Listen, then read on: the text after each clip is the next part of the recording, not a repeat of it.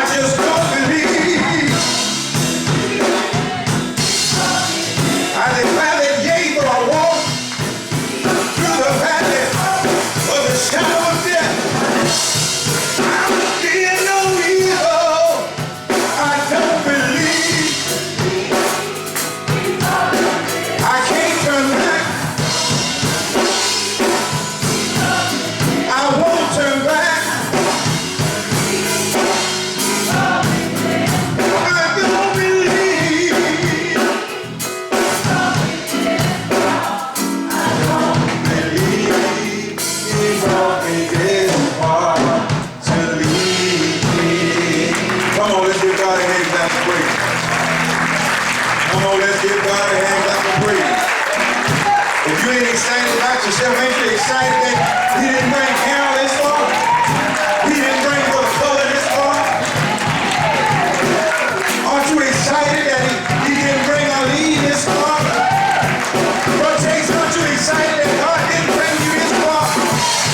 Brother Howard, aren't you excited that God didn't bring you this far? Hallelujah! I don't believe.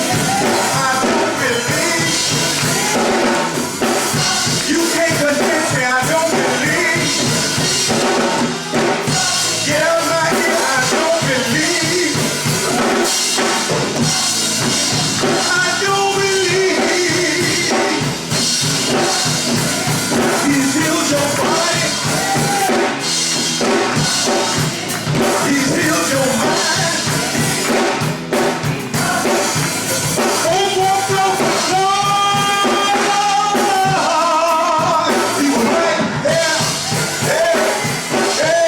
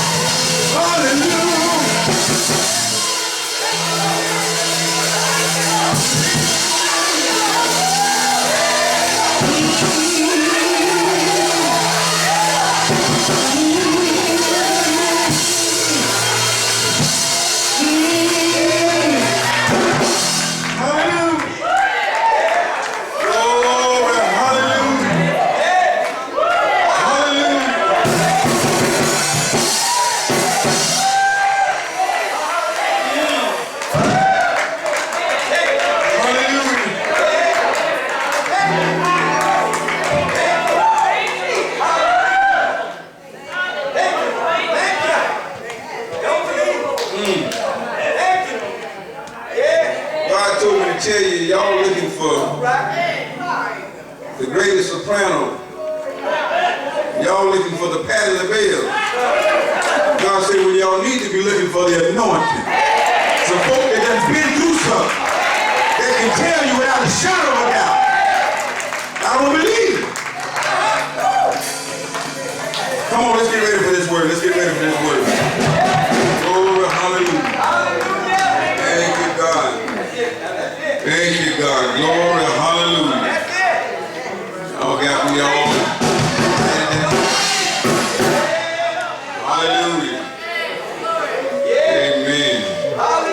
If I had high blood pressure, I'd say y'all done worked up my pressure. But y'all have worked up my Holy Ghost. Oh, y'all stop, y'all stop, y'all stop, y'all stop. Y'all stop. God said, why you telling them to stop? You asked for everything that has breath. Why you telling them to stop? You asked for it. Oh, come on.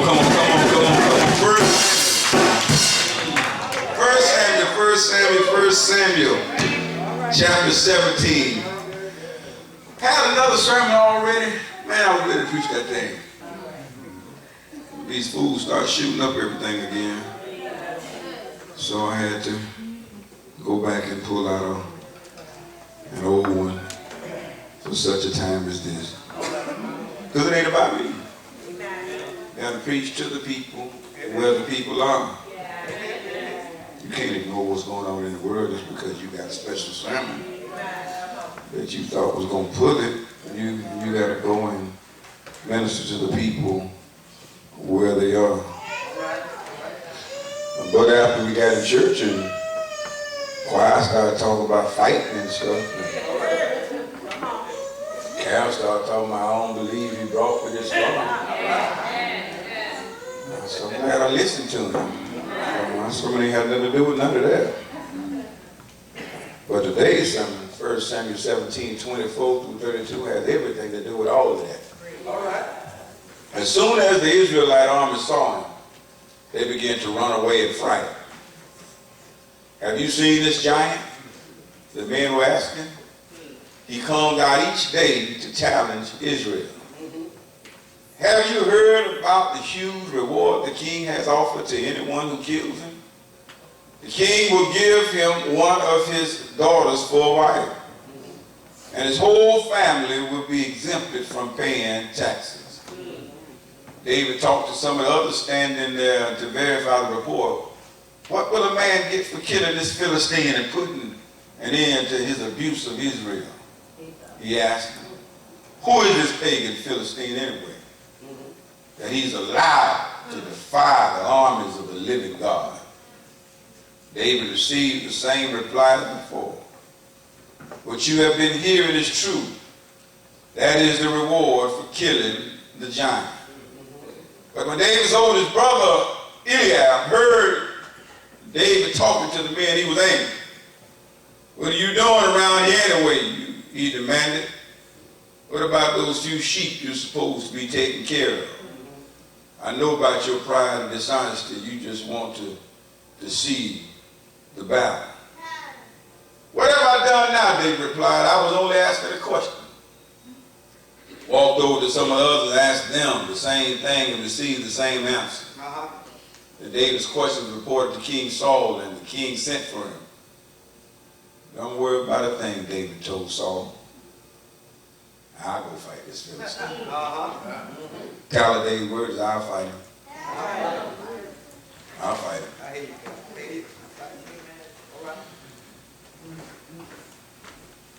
Over the past week and a half, y'all realize there's been 4 mass shootings? That's not counting all the other stuff. That's just the stuff that's publicized. That's not counting all the other things that are going on. This country is literally going crazy. And I put it all at the doorstep of folk that call themselves Christians. I live right at that doorstep. They won't get by on my watch. When I die, folk might start talking about it. But I laid all at the doorstep of folk that call themselves Christians.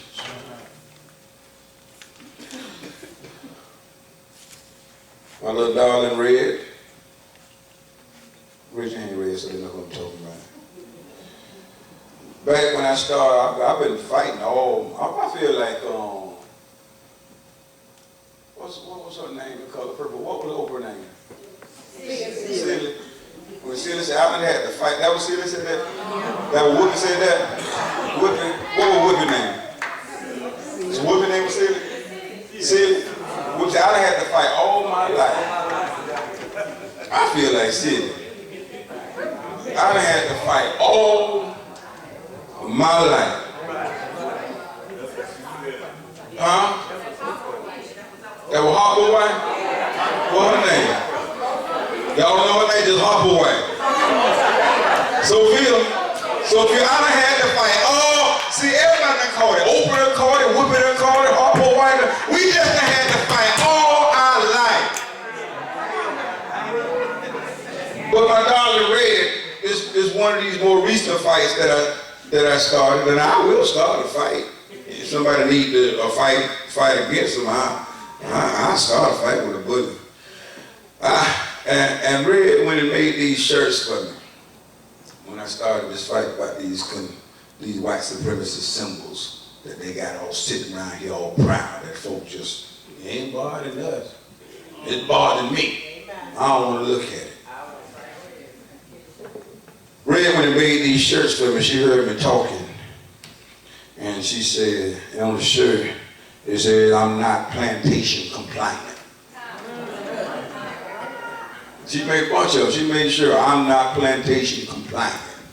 I still got two of my shirts that she gave me.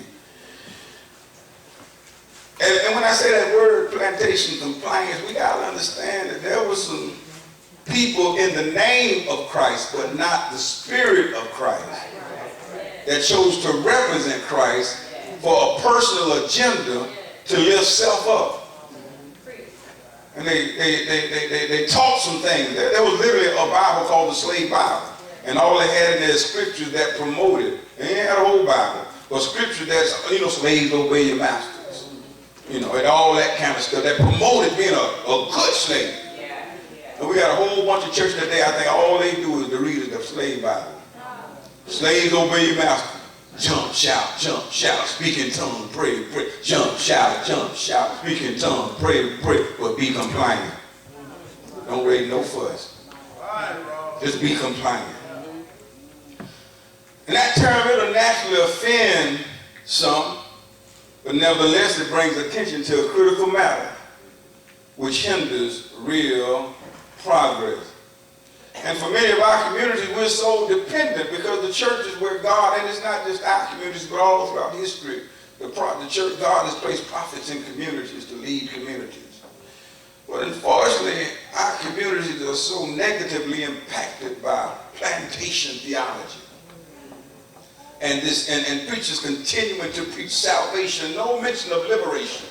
And so I'm just a happy little slave here on there, and I'm looking for a brighter day somewhere else. So I put it with all the foolishness that goes on here because I'm looking for this day that's coming.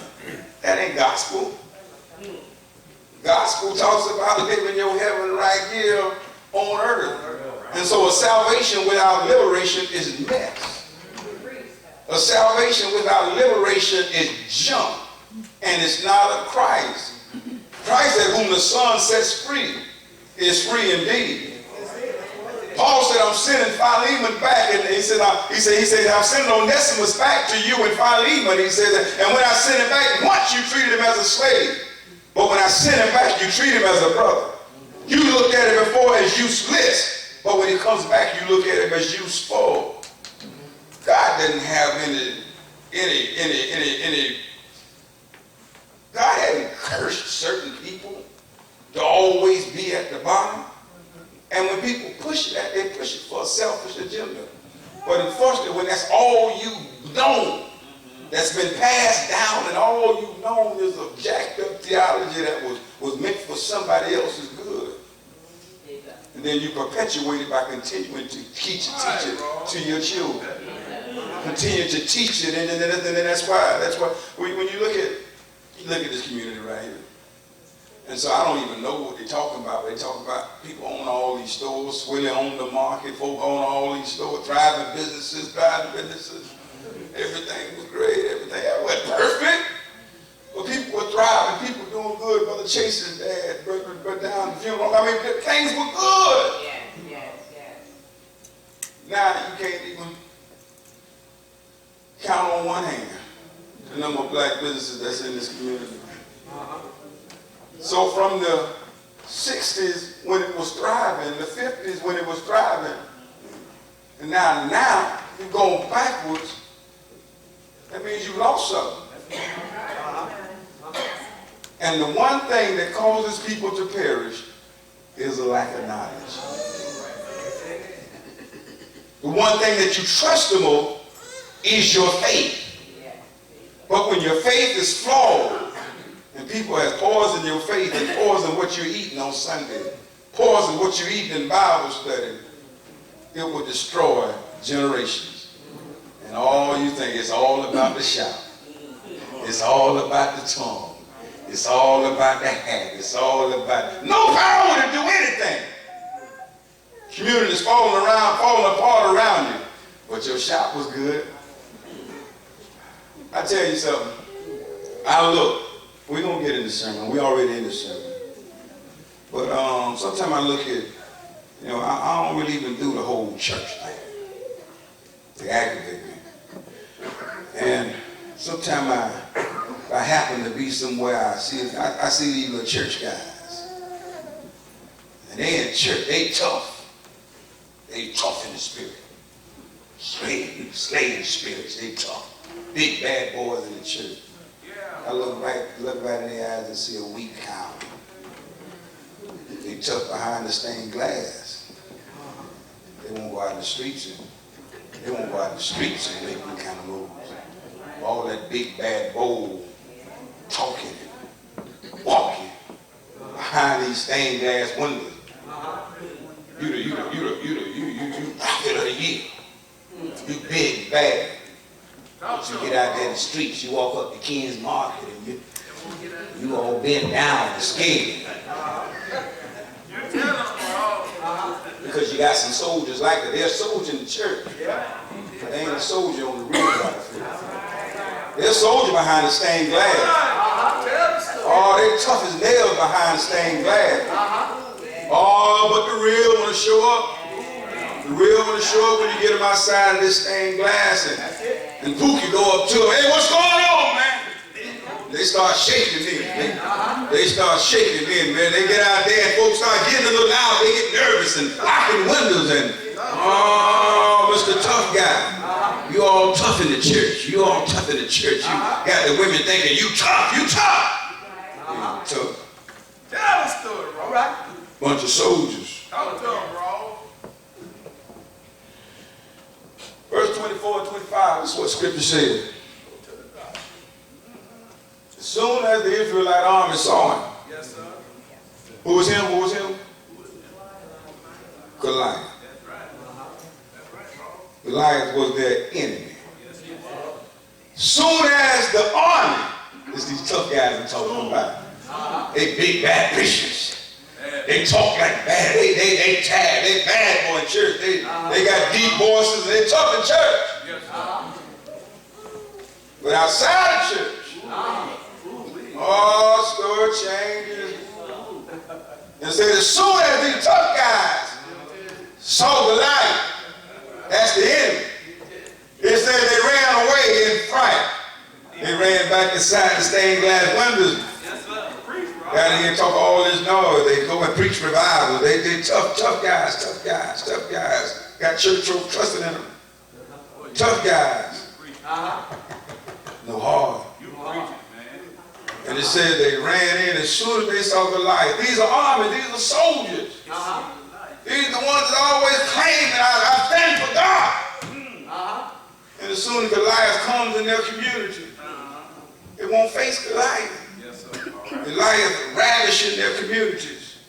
Goliath's got the seniors in their community scared to come out the house. Goliath got the community on lockdown. And they sit behind the stained glass window. They'll preach the horns off a bully goat on Sunday morning. But they will not go out there against Goliath. Goliath walking all in front of their church. Just back and forth, talking noise. Goliath sitting crack on the corners. They won't do anything against Goliath. Goliath on their job, talking about Trump. And as soon as they want to think about opening their mouth, Goliath look at him in the eye and they close their mouth. They run him out by Trump at home. But Goliath on the job, they won't say anything negative. They won't say anything negative because of Goliath. There's some Goliaths in this world that got your tongue, got you scared.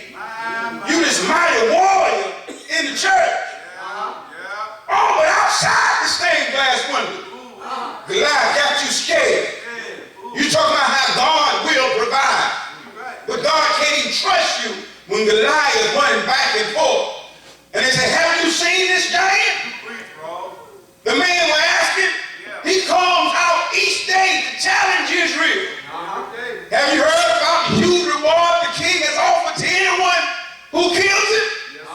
The king will give him one of his daughters for a wife, and his whole family will be exempted from paying tax. King said, I just need somebody to stand up against Goliath.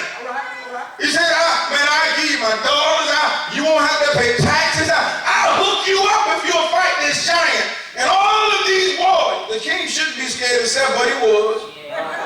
But all of these warriors, they're running, they're coming. Have you seen how tough they are?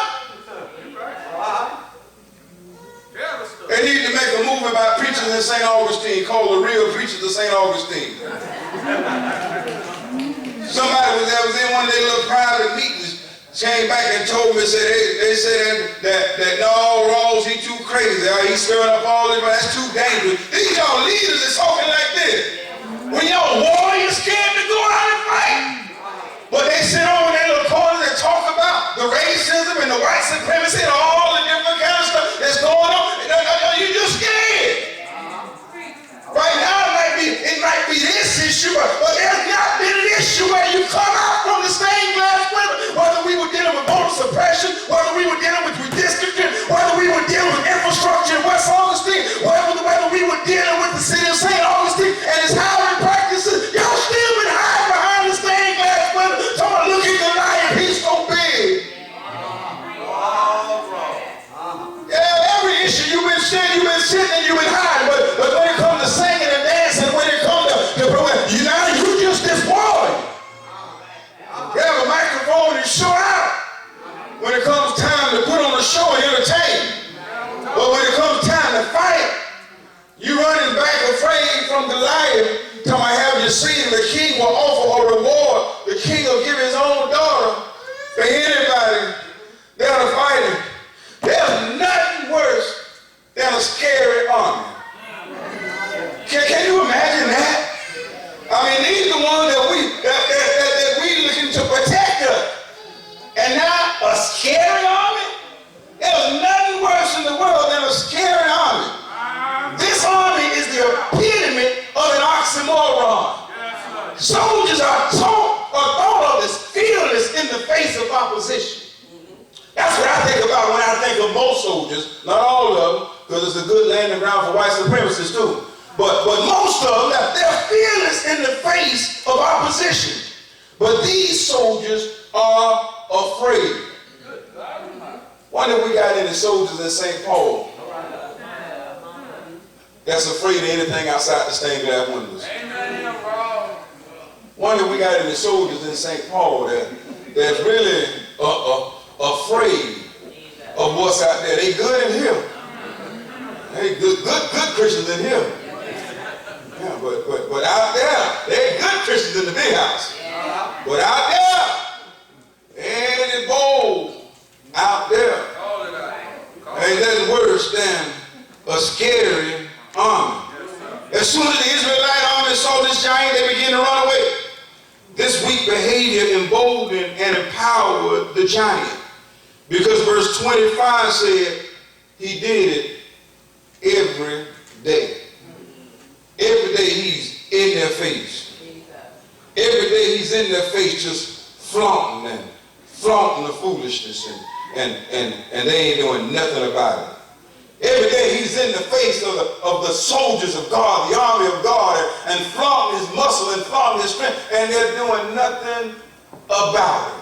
That just emboldens. I was showing me Sean a little piece yesterday. Somebody did. I didn't even go to this. I was with my marriage ministry, hanging out, having a good time. But they had a little rally here downtown and had a big crowd because it was dealing with race. And so they had a big crowd on that rally right there. And in the midst of it, I didn't catch it, but I saw something this morning because they tagged my name on it, to where they got into this verbal spar with somebody that was on the opposing side, and then he started yelling at the block. Now I'm minding my own business. Yeah. I'm just hanging out with my married couple friends, and they started. Dennis, I was with y'all, right? I wasn't even over there with that stuff, and he yelled at the officer, calling my name. Yeah, you protect Ron Rawls. He comes out here and breaks the law, and y'all do nothing with him, and this and that and that. I'm all on his mind. But you know how I got on his mind? I had to go outside the stained glass window. They don't care nothing about you sitting back here shouting and making noise. I don't care nothing. You can speak in all your tongues you want. You can have the best little dance. You can have the best little shout. You can speak in all your tongues. But if you scared, ain't got no respect for you. You ain't got no fight in you, ain't got no respect for you. Don't sit in the church and talk your tongue. There's some real work going on out here. Out here in these streets, there's some real work going on. We're trying to get some change going on out here in these streets. And it said Goliath went and did it every day. Goliath, every day he tweeting. He tweeted about go back to your country. Every day he tweeted about this, tweeted about that, tweeted about his whole countries. He tweeted about this and tweeted about that. Goliath is walking boldly. And it says he did in front of them every day, and they were just afraid. Goliath sent his little Goliathettes out, and they all in front of you with all their big mouth, and you just sitting over in your corner. Now you'll get mad at me. You'll get bold with me. You'll cuss me out. But Goliath, you ball up. You get mad at me, and you want to talk. That's how folks do you. They come in your face. They want to confront you, but scared Goliath. The real, and they scared of the real enemy. It says Goliath did it each day. Verses 26 and 27. Scripture goes on and says David talked to some of the others. They're just a little shepherd boy. And so David come and he looking at all this right here, like, oh, I'm going to see the military. And they running, they scared. So David said, he said, I want to verify the report. What is it that a man gonna get for killing this Philistine and putting an end to the abuse of Israel? And he asked, he said, who is this pagan Philistine anyway, that he's allowed? Then he said, y'all allowing him. Got no power to do what he's doing. Y'all allowing him. Folks don't have power to do what they do to you. You allow it. Because you sit back behind the stained glass window and praying and talking and praying and talking and praying and talking. And somebody got to get out there and go and confront the walls of Jericho. Walls ain't going to come down because you sit behind the stained glass praying and talking. And so he said, who is this one? Who is this that's even allowed to defy the armies of the living God? He says, and David received the same reply as before. It's what you've been heard. That the reward that you heard, anybody that do it, that's willing to kill this giant, they don't have to pay taxes. They gonna get the king's daughter. They got a whole package. They gonna get the hookup for killing this Philistine giant. David couldn't believe the words he was hearing from the conversation of the soldiers. These are soldiers. These are fighters. These are warriors. Imagine how my wife would feel. Somebody coming and standing in front of my house, running their mouth, talking all kind of noise about what they gonna do to their family, and I'm sitting inside the house on the couch praying. No, what my wife knows she gonna have to do, she knows she probably gonna have to call the cops or the board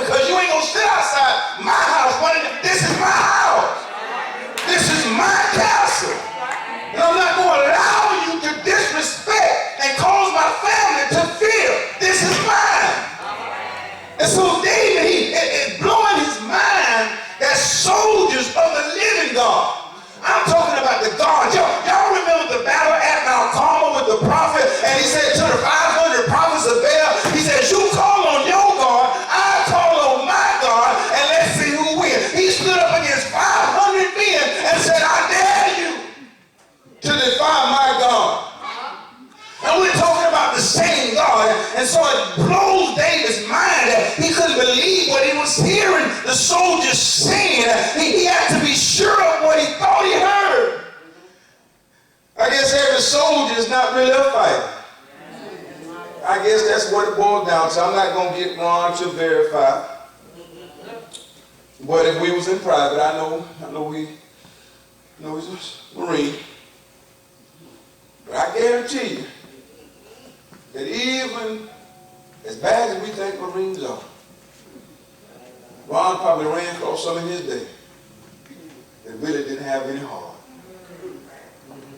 I ain't asking to verify. I guarantee there was some that were there for other reasons. They bit off more than they could chew. Didn't really deserve the right to say, I don't know if it's hoorah, or what y'all say, hoorah. Didn't really deserve the right to say they were just there. And they would say, I can't believe what I'm hearing. That these soldiers are afraid to fight. And so it brings me to the conclusion that every soldier ain't a fighter. Some of them just got on a uniform. And every Christian ain't a fighter. Some of them just wearing a cross. Scared to fight and stand up for themselves. If I ain't talking about you, don't worry about it. If I am talking about you, worry about it.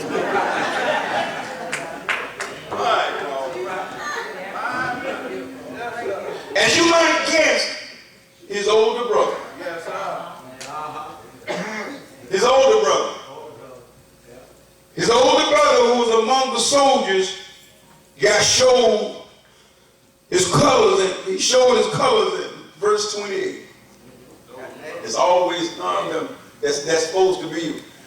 I heard somebody the other day say, all skin folk ain't kinfolk. I'll stand with Dennis and Skip any day over a whole bunch of jokers that got the same color skin as me. All skin folk ain't kinfolk.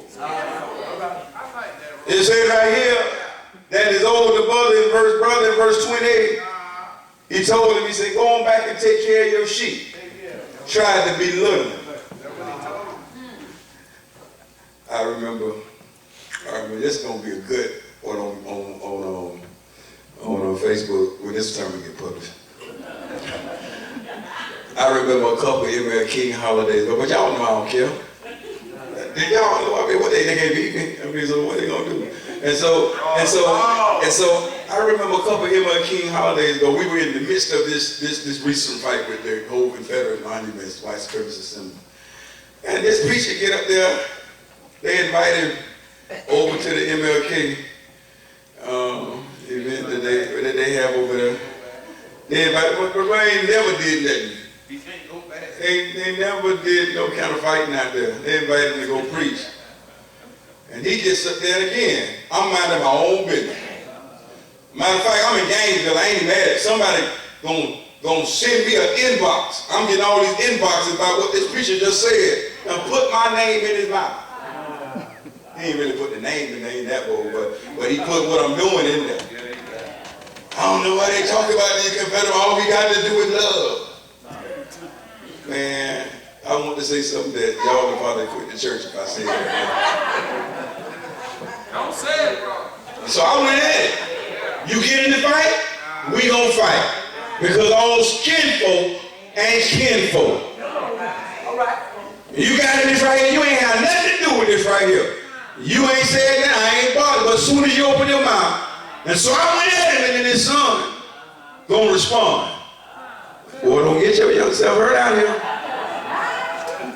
Sit over there with your dad behind that stained glass. The muscle ain't gonna help you. All skinfolk ain't kinfolk, but sometimes kinfolk be the first ones to come against you when you try to stand up. It's the church folk. When you trying to stand up for what's right, be the first ones got something to say. And the older brother came and said, go back and take care of your sheep. All of you is a shepherd. Go back and take care of your sheep. Go back back and do this, go back and do it, because they know some stuff. You share some stuff, they know who you are. And they go and try to use it against you. But don't get upset. We talked about in marriage ministry yesterday that sometimes, people talking about words don't fight. I've got sickness don't break bone with words, something, whatever. No, words do hurt. They hurt when it comes from the right person. Yeah, a lot of folks talk about me and say something about me. It don't mean nothing, but let my wife say something about me. Oh, Lord, that hurt right there, baby. That hurt, baby. Did you mean that? Did you mean that, baby? I mean, that stuff hurt. So the right one can say something. But you try to be tough if you want to. Yeah, well, to hurt you. And so it said, so his brother coming, man, go on back to being a shepherd. You just want to come out here and see the battle. You don't deserve to be out here. And folk that are close to you will sometimes get in the way. I heard Sarita mention in church school this morning. And Bible discovered out that there were folk that probably should have been an advocate, should have been there to help out. When the pressure was put on, they didn't step up. Didn't offer any resource. Didn't offer any. We've been working together and close off. We've been doing this together all the time. But can I tell you, God will send you somebody. God will send you somebody. Don't get weary with this thing. Carol already told you he didn't bring you this far to leave you. And don't even get tired now. Sit down and take a rest and be good to get back up. He said he couldn't believe what he was hearing. And then verses 29 and 30, he says, what have I done now? David replied. Now you all in my bed. You talk about this and you talk about that. You talk about this and you talk about that. What have I done now? Y'all always got to say something about what I'm doing. Always got something to say about how I'm doing what I'm doing. All I did was come over here. Our daddy told me to bring y'all some stuff and check on to see how you were doing. I came over here. Now I find out y'all sitting over here all scared and all afraid. And so I'm trying to figure out what's going on. And now you come out from behind the tree because you were right there hiding. And you come out from behind the tree and telling me to go on trying to embarrass me. They say, what have I done now, Eliab?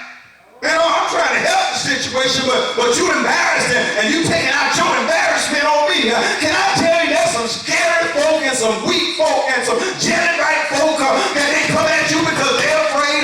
They know they're not what you are. They know they don't have the courage that you have. They don't know that you don't have the commitment that you have.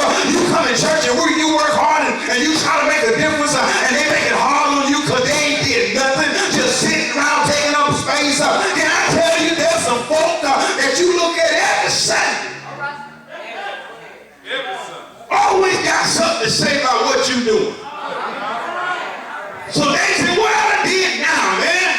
I was just asking a question.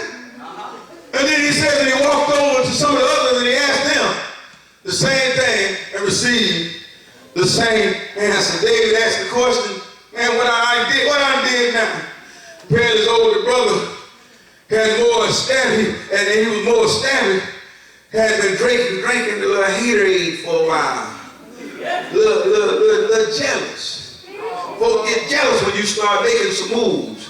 Folk get jealous when you start making a difference. When you choose not to be afraid to sit back and do nothing. You mess around and go on that job, but they've been putting up with the foolishness. They've been putting up with stuff all this time. Stuff that nobody else will put up with. But because of you, y'all been sitting up there putting up, then you go and step up and stand up. And now you got the very folk you standing up for, the very folk you trying to help. Now I got something they want to say. Man, what you got to say now? I'm trying to help us. And you got something that says you the last one need to be running your mouth. And he said, brother, thought, I'm up here, but you scared. I'm older, but you scared. I'm older, but you scared. But you scared. If you ain't gonna do what you supposed to do, maybe I need to come in and do it. And then verse 31, word got back, it's called Saul. And Saul said that Saul got back there and said to the king, said, go send him here, bring him here. Again, he sent him back. And in verse 32, here's the summary of David's response to the king, the soldiers, and his brothers. David said, you got a king over here that's scared. David said, you got soldiers that's scared. David said, my brother's scared. Not only are my brothers scared, but they running their mouth about it. They should be happy that somebody from the family willing to stand up. And when they running their mouth because they embarrassed courage because they know that I ain't scared. They know when a bear came and tried to take my sheep, I said, no, it won't happen. They know when a lion came and tried to take my sheep, I said, no, it ain't gonna happen. And they know me that I don't play around. And they realize that the same way I handled the bear and the same way I handled the lion, that this infidel, this pagan known as the lion, they know I handle him the same way. I come from the sheep. I come from out there around the sheep. I ain't been sitting in the palace all my life, soaking up all the goodness, but I lived among the sheep. I breathe among the sheep. I know what the sheep sounds like when they're hurting. And then he said, my brother realized it. And he said, he told the king, he told the soldiers, and he told his brothers. He said, don't worry about nothing. The little man, wherever my little buddy at, look at me, buddy, right here, Mikhail, preached a sermon, and Mikhail says, Hakuna Matata, and he told him that the sermon meant, don't worry about nothing. I think that's what it meant. David told him, Hakuna Matata, don't worry about a thing. He said, I'll go and fight this Philistine. Mr. King, don't worry about a thing. Hakuna Matata, I'll go and fight. He said, soldiers, with all of your artillery and all of your protective gear, Hakuna Matata, don't worry about a thing. I'll go and fight. He told his brothers that was hating. He said, I know you're afraid, and now you're taking out on me, but Hakuna Matata, don't worry about it. I'll go and fight the battle. Somebody say yeah. Somebody say yeah. Some of us have a tendency to make excuses why we can't fight the giants in our lives. We make excuses why we allow racists to go around and do what they want, when they want, how they want, like this their country. No, it's my tax dollars, it's my state, it's my city, and it's my country, and you will not walk around and do what you want. My kids don't have to look at it. My grandkids don't have to look at it. Somebody say yeah. Somebody say yeah. But some of us, we make excuses about why we can't do what we should do. In the 1960s, a whole lot of adults made excuses about why they can't do what they should do. Man had to come all the way from Georgia and Alabama to come and help Dr. Hayden fight while other folks sat around. I can't do it because of my job. I can't do it because of this and because of that. Reverend Thomas Wright had to get out of here because folk didn't want to help him out, and the racists tried to destroy him and his family. But I stopped today to let somebody know it's time for us to stop making excuses. You've been making excuses for folk that can't stand you, don't like you, making a fool of you, walking around taunting you, and been doing it for a long time. Today is the day when we got to stand up and do like Dr. G.L. Champion. He's a preacher, and I heard him tell a story. He said he told a story. He said there was a pygmy. He was looking at the height of a 7'4" majestic Watusi warrior. So you got this little pygmy warrior. He's looking up at this Watusi warrior. Pygmy warrior ain't but this tall. The Watusi warrior is higher than I can reach. And he looked up at the Watusi warrior and he said, why don't you go up that mountain and conquer those gorillas? He looked at the warrior. He looked at the warrior and said, go up there and fight the gorillas. Somebody say yeah. The Watusi warrior looked back down at the pygmy warrior and said, I see what you're saying. You're looking at my height and how big I am. But let me tell you something before you make an excuse. I'm going to go fight the gorillas. But can I tell you, there's some baby gorillas up there also. You need to come with me. And the pygmy warrior said, now I understand and I'll fight him. Somebody say yeah. We can all do something great in Christ Jesus, regardless of our limitations.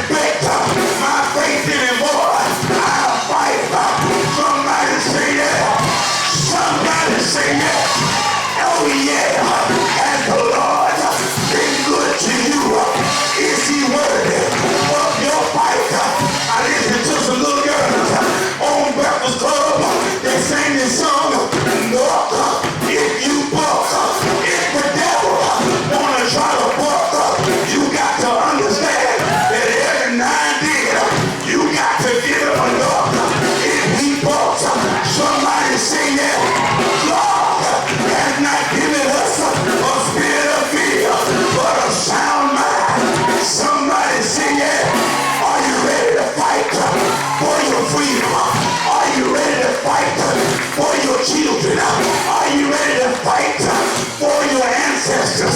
Somebody say yeah. Somebody say yeah.